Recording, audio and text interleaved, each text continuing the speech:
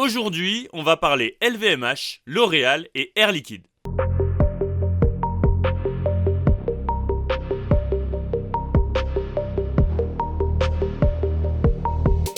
Je vous explique pourquoi je m'obstine à vouloir acheter ces actions et je vous montre mes points d'entrée. Chaque semaine, j'analyse vos actions, alors n'hésitez pas à me les mettre en commentaire. Et on commence tout de suite avec LVMH, que je continue évidemment d'acheter.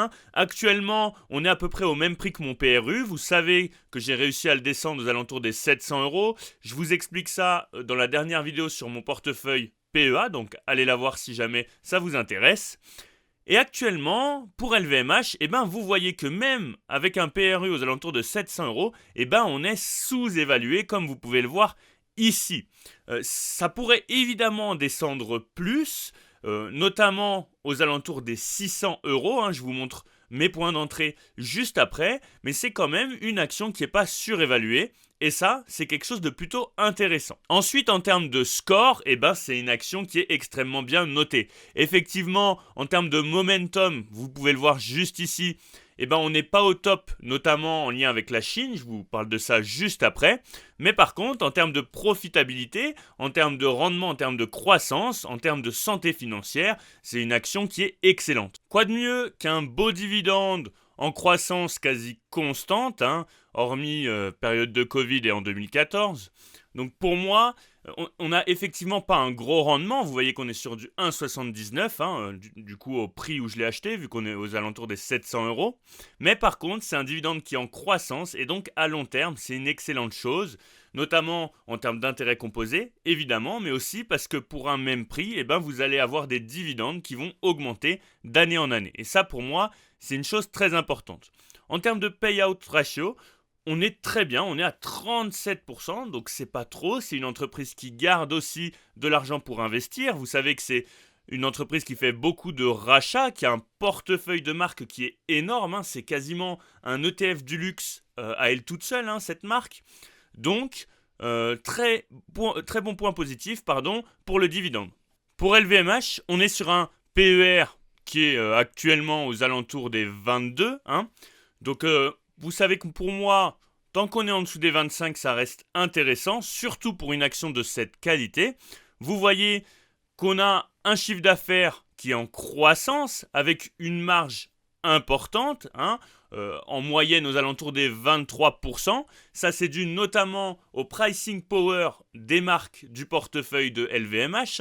Donc, c'est une entreprise qui joue sur le marketing, mais qui a aussi une image qui fait que les gens sont plus enclins à acheter du LVMH par exemple. C'est à nuancer parce qu'en Chine, effectivement, il y a un effet où la marque elle devient un petit peu moins prestigieuse parce qu'il y a plein de contrefaçons et donc maintenant les sacs LVMH, on les appelle un petit peu les sacs de secrétaire. C'est pour ça, et on va le voir dans la suite de la vidéo, que notamment LVMH recule en Chine, mais vous verrez qu'il y a d'autres marchés qui sont tout aussi intéressants, voire plus dans les années à venir. En termes de situation bilancielle, on a un leverage qui est très bien maîtrisé, sachant que c'est une entreprise qui investit beaucoup, qui rachète des marques, etc. Elle fait aussi des investissements dans l'immobilier, ça fait partie de son image. Vous connaissez, je suppose, par exemple, le bâtiment sur les Champs-Élysées où on trouve la boutique LVMH. Tout ça, ça fait partie du prestige et ça fait partie de l'image de marque de LVMH. On a un ROE, un Return on Equity d'environ 28% en moyenne, ce qui est une très bonne chose. Et tout ça, effectivement, je vous le répète, mais c'est dû à la puissance de la marque.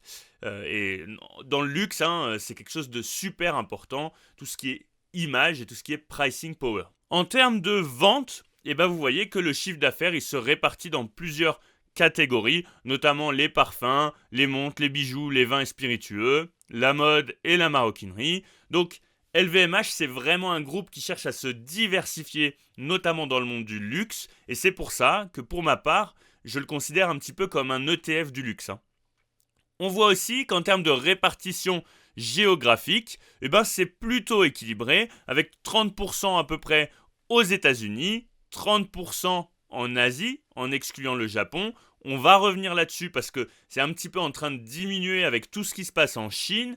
la crise et aussi l'image de la marque qui diminue un petit peu.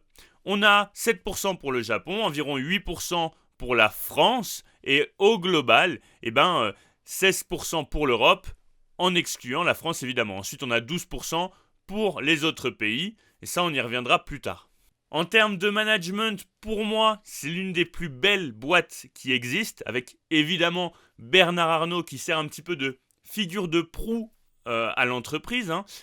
C'est l'un des hommes les plus riches du monde, on entend beaucoup parler de lui et il gère son entreprise très bien. Il est en train de préparer la succession familiale de la société en rachetant petit à petit des actions. Ça, c'est une chose très intéressante. Ça veut dire qu'on est un petit peu... On est en confiance finalement parce qu'on sait qu'il y a un enjeu crucial pour la famille de faire perdurer et de faire croître cette entreprise. En termes de marché, vous êtes certainement au courant qu'on est en train de vivre une crise en Chine, une crise importante qui est aussi liée à la démographie parce que c'est vrai que pendant un temps la Chine c'était une population qui ne cessait d'augmenter et finalement on se retrouve depuis quelque temps maintenant avec une population en déclin. Et vous voyez que la croissance du PIB, elle ralentit petit à petit en Chine. Elle a atteint des sommets à 20%, et vous voyez que petit à petit, on ralentit. Ça reste plus élevé que la France. On est en train de subir une crise économique très importante en Chine. Donc on est sur une croissance du PIB qui est aux alentours des 3%. Donc effectivement, le chiffre d'affaires en Chine, notamment pour LVMH, il recule. Mais face à ça, on a l'Inde. L'Inde qui a actuellement une croissance de 7%. Effectivement, pendant le Covid, c'est une croissance qui a énormément chuté, mais on est en train de vivre un rebond important pour l'économie de l'Inde, avec de plus en plus de personnes riches qui vont aussi contribuer à augmenter le chiffre d'affaires de LVMH, notamment en Inde. Et comme vous le voyez, l'Inde, ça devient une puissance mondiale démographique avec une population qui ne cesse d'augmenter, mais aussi une force en termes de formation, parce qu'en Inde, on a des gens qui sont très bien formés ou qui s'expatrient, par exemple au Canada, pour se former. Donc l'Inde, pour moi, future puissance mondiale en termes d'économie qui va détrôner plus d'un État finalement, et qui va contribuer à ouvrir des parts de marché pour les entreprises du luxe comme LVMH. Une autre donnée importante à prendre en compte, c'est que le nombre de riches, il continue d'augmenter. Effectivement, on a aussi le nombre de pauvres qui continue à augmenter, donc l'écart se creuse. Mais dans notre objectif, finalement, moi, de mon point de vue, c'est quelque chose qui est intéressant parce que ça veut dire que le luxe aura toujours sa place dans l'économie mondiale. En termes d'analyse technique, vous voyez qu'à moyen terme, on est sur une tendance baissière. Donc, on a touché récemment, je vous avais dit que j'avais rechargé à ce niveau-là les 660, ce qui m'a permis de descendre mon PRU aux alentours des 700 €. Et pour ma part, en termes de points d'entrée, j'ai aussi le support des 600 € qui m'intéresse grandement. C'est pas sûr qu'on aille le toucher, ça va dépendre de la récession à venir et de la conjoncture économique en Asie, en Inde et en Chine notamment. Je vous rappelle que c'est 30% du chiffre d'affaires de LVMH. Il faudra aussi prendre en compte la conjoncture économique aux États-Unis avec un risque de récession qui est quand même présent. Donc voilà, pour moi, 2 points d'entrée, 660 et 600. Et si on continue d'aller chercher plus bas, c'est une action pour moi à très long terme, comme vous pouvez le voir, qui a repris énormément de couleurs, notamment grâce à Bernard Arnault. Et donc pour moi, c'est une entreprise qui a de l'avenir et qui continuera de croître. Pour L'Oréal, vous voyez qu'on est moins impacté en termes de cours de bourse que LVMH. Il y a plusieurs explications à ça. La première, c'est qu'évidemment, le marché, il surréagit. Vous le savez très bien, je vous en parle souvent. C'est pour ça que LVMH est considéré comme étant sous-évalué. Et vous voyez que pour L'Oréal, on va atteindre notre résistance qui correspond à un ATH, comme vous pouvez le voir. Vous voyez aussi qu'on est sur une croissance qui est hyper belle. On a eu un peu de mal avec la crise de 2000, la crise de 2008, mais on se reprend très très bien aujourd'hui. Il va falloir surveiller cette résistance. Pour ma part, j'ai un PRU autour des 300-330 euros et pour l'instant, je trouve qu'on est quand même bien valorisé. Alors si je souhaite, pour rentrer finalement sur L'Oréal, je vais attendre une correction. J'avais pas rechargé aux 380. Moi, j'attendais plutôt les 333 ici. C'est pas sûr qu'on y revienne un jour. Donc je vais attendre de voir comment ça se passe. Si on dépasse notre résistance, on ira certainement vers de nouveaux ATH. Et à ce compte-là, si on devait corriger et revenir pourquoi pas vers les 385, je commencerai à m'y intéresser. L'Oréal, évidemment, c'est pas les mêmes parts de marché que LVMH. On est moins sur du luxe, évidemment, mais ça reste quand même une entreprise qui a plein de parts de marché, plusieurs marques différentes qui font aussi beaucoup de chiffres d'affaires, notamment aux États-Unis, en Europe et en Asie, comme vous pouvez le voir ici, avec différents types de produits, mais surtout dans les cosmétiques. C'est une entreprise qui a d'excellents fondamentaux. Vous voyez qu'elle a un PER de 37, donc elle est mieux évaluée que LVMH, elle est plus évaluée qu'LVMH. 37, pour moi, ça commence à faire beaucoup, donc je vais attendre, je vais être patient. Si on pouvait redescendre aux alentours, pour une entreprise de cette qualité, aux alentours des 30, voire des 25, alors là, mon bonheur sera fait. On a un chiffre d'affaires qui est en croissance, avec des marges intéressantes, moins élevées que celles de LVMH. On a une moyenne de 18%, mais ça reste intéressant. En termes de situation bilancielle, on a un leverage qui est très bien géré. C'est une entreprise qui investit et qui gère très bien aussi sa trésorerie. On a un ROE de 22,5%, ce qui est tout à fait convenable au vu du secteur d'activité dans lequel évolue l'entreprise. Dans la vidéo sur mon bilan de portefeuille PEA, que je vous ai mis en début de vidéo et que vous trouverez dans les fiches juste en haut, vous m'avez demandé mes points d'entrée sur Air Liquide. Vous savez que j'ai un PRU aux alentours des 130 et je suis quand même en train de me poser la question pour Air Liquide de commencer à faire du DCA. C'est-à-dire qu'actuellement, j'ai du mal à trouver des points d'entrée. Effectivement, quand on était aux alentours des 152, moi j'avais un ordre qui était placé aux alentours des 133, ce qui aurait été tout à fait convenable. Sauf que il n'est pas passé, comme vous pouvez le voir.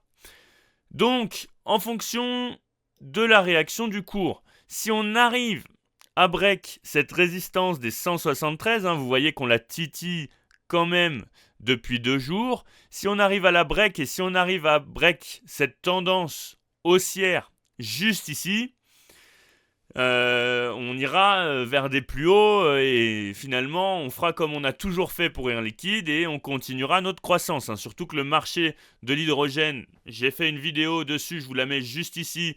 Pour moi, c'est un marché d'avenir, c'est un marché qui continuera sa croissance dans les années à venir. Je commence à me poser des questions sur le DCA.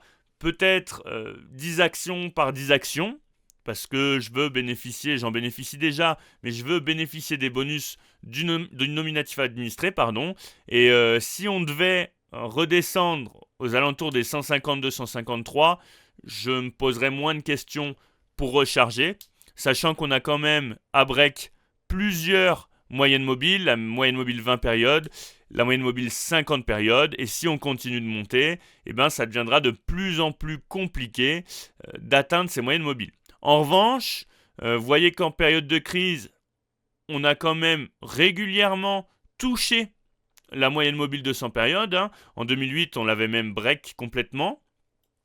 Donc, c'est pas impossible qu'on ait une moyenne mobile qui remonte ici et qu'on vienne la toucher, par exemple, aux 153 euros. Voilà.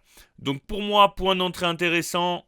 Actuellement, je change un petit peu de fusil d'épaule, mais je dirais 153. Et si on devait redescendre aux 133 euros, alors là, aucune hésitation. N'hésitez pas à me donner en commentaire les actions que vous voulez que j'analyse. Prochainement, je vais vous montrer un petit peu mon portefeuille US, mon portefeuille compte titre, sachant que j'ai majoritairement des actions US dessus. Je vous fais ça d'ici 1 à 2 semaines. N'hésitez pas à liker et à vous abonner, c'est comme ça que fonctionne la chaîne.